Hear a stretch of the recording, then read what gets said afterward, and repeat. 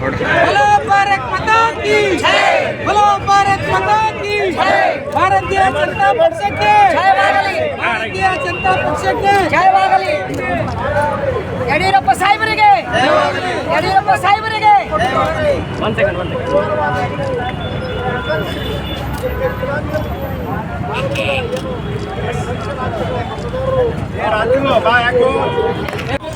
ನವೀನ್ ಅವರಿಗೆ BS ಯಡಿಯೂರಪ್ಪ ಅವರಿಗೆ, BS ಯಡಿಯೂರಪ್ಪಜಿ ಅವರಿಗೆ, ರಾಜ್ಯಾಧ್ಯಕ್ಷ ಬಿ ವಿಜೇಂದ್ರ ಅವರಿಗೆ, ರಾಜ್ಯಾಧ್ಯಕ್ಷ ಬಿ ವಿಜೇಂದ್ರ ಅವರಿಗೆ.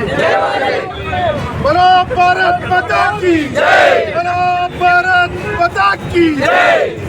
ಶ್ಯಾಮಾ ಪ್ರಸಾದ್ ಮುಖರ್ಜಿ ಅವರ ಕನಸು ನನಸು ಮಾಡಿದ ನರೇಂದ್ರ ಮೋದಿಗೆ, ಶ್ಯಾಮಾ ಪ್ರಸಾದ್ ಮುಖರ್ಜಿ ಅವರ ಕನಸು ನನಸು ಮಾಡಿದ ಅಮಿತ್ ಶಾ ಅವರಿಗೆ, ನಿತಿನ್ ನವೀನ್ ಜಿ ಅವರಿಗೆ, ಅಮಿತ್ ಶಾ. ಮೋದಿ ಮೋದಿ ಮೋದಿ ಮೋದಿ ಮೋದಿ ಮೋದಿ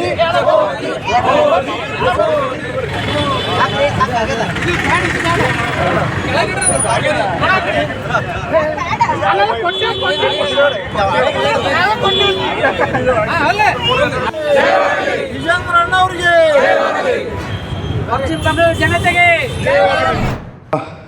ಸರ್, ನನ್ನ ಹೆಸರು ಕುನ್ನವಳಿ ಅಂತೇಳಿ, ನಮ್ಮ ಹೆಂಡತಿ ಹೆಸರು ಚಿಕ್ಕಯ್ಯಮ್ಮ ಅಂತ.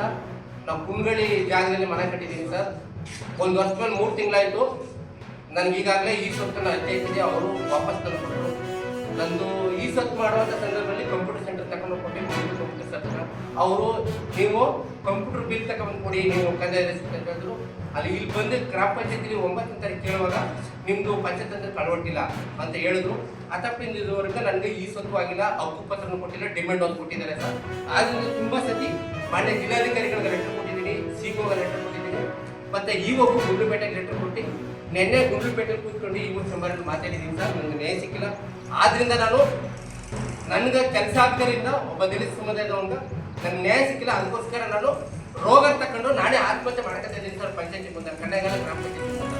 ಅದಕ್ಕೆ ಕಣ್ಣೆಗಾಲ ಗ್ರಾಮ ಪಂಚಾಯತಿ ಬಿಲ್ ಕಲೆಕ್ಟರ್ ಡಾಟಾ ಮಾಡ್ತಾರೆ, ಬಿಲ್ ಕಲೆಕ್ಟರ್ ಬಿಸಿ ಪಾಲಕ್ಸ PDO ಅವರು ನಮ್ಗೆ ಹಳ್ಳೆ ಮಾಡಿದ್ದಾರೆ.